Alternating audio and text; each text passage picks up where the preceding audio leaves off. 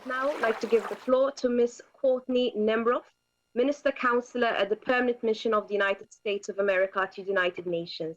Please, ma'am, you have the floor.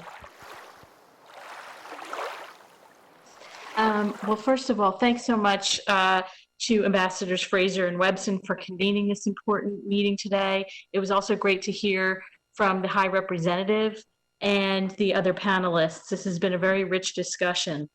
I know that our time is strictly limited, so I'm going to try to come in well under 7 minutes, and I'm going to skip all the numbers and the stats and all of that. And I want to focus on 3 areas of partnership that the United States is undertaking with SIDS right now. These are only 3, but they're very important 3 right now. But to start out, I wanted to reiterate that the United States believes that there are very real development challenges the SIDS face, which makes them a specific grouping of countries in special circumstances. And it's important that the UN and our membership continue to recognize that and give tailored specific attention and approaches to the SIDS for those reasons. This is especially important to remember as we look toward building partnerships to help the SIDS recover stronger from the COVID-19 pandemic. Being able to work with the SIDS as a unique development group helps the international community understand and address the challenges SIDS face, while we also learn from their specific development experiences. The first area of partnership I want to focus on is obviously fighting the pandemic and recovering stronger. The United States acted very swiftly to respond to the pandemic, and we have helped governments build their capacity to respond effectively to COVID-19 while protecting the rights of vulnerable and marginalized groups. This has been built on decades of partnership. This is not a sort of work of an instant or a write a check type of situation. We think that what's happening right now in our partnerships, our ability to help countries gear up in terms of testing, surveillance, public messaging on health, this comes from decades of partnership between the United States and SIDS. And here specifically we've got, and I know we're pressed for time, but I can give more details on some of our work with Pacific Islands, but also in the Western Hemisphere, and particularly with Caribbean SIDS.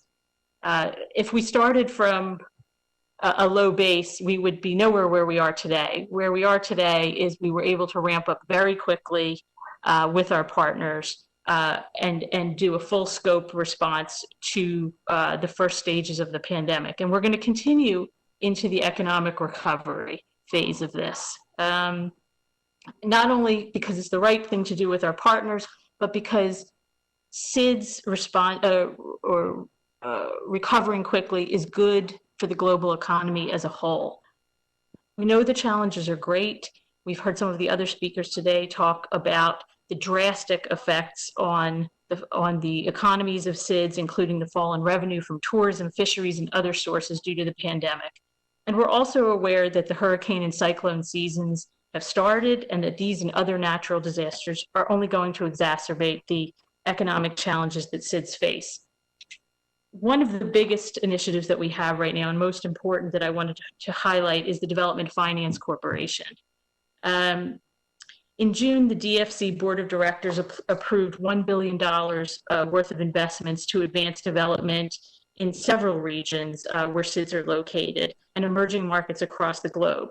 The DFC has 30 current and planned projects in the Caribbean alone, worth nearly $600 million. And we are actively working with the DFC to secure investment incentives agreements with all of our Pacific partners. At the end of the day, this more investment means more jobs and good jobs for people on the ground so that they can feed their families and recover fully from the pandemic. And infrastructure is a big part of this story, especially for SIDS. There's an estimated $1.7 trillion yearly annual shortfall in global infrastructure investment, and governments and donors can't fill that gap alone. We need the private sector to help with this. And I think Timothy Antoine in his earlier presentation stressed that we can't afford to make mistakes right now. And that is why the United States joined partners in Japan and Australia. I don't know if Mitch is still on the call, but we joined together and launched the Blue Dot Network in November 2019.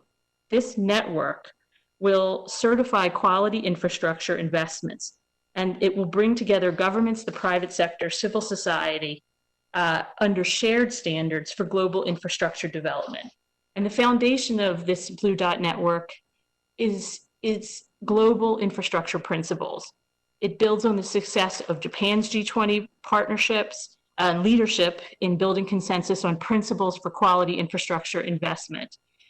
The long and short of it is this is going to help us do infrastructure right. And the certification by the Blue Dot Network is going to serve as a globally recognized symbol of market-driven, transparent, and financially sustainable development projects. And I can give you more details of this later, but I know we're pressed for time, so I'm going to move on a little bit to just the third and final area, which is women's economic empowerment. And I wanted to highlight in this regard the Women's Global Development and Prosperity Initiative that is under this administration, was launched last year, and it supports women around the world as drivers of the global economy and the economic recovery from the COVID-19 crisis. And if I may say, this is an area where we need to give very special attention in socio-economic recovery from SIDS, from COVID for SIDS, especially when world leaders meet in September.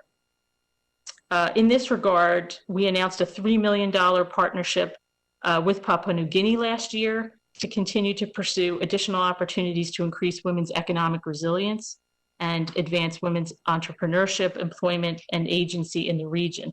This is just one example of some of the work we're doing in the women's economic empowerment sphere. Again, thank you so much for your time.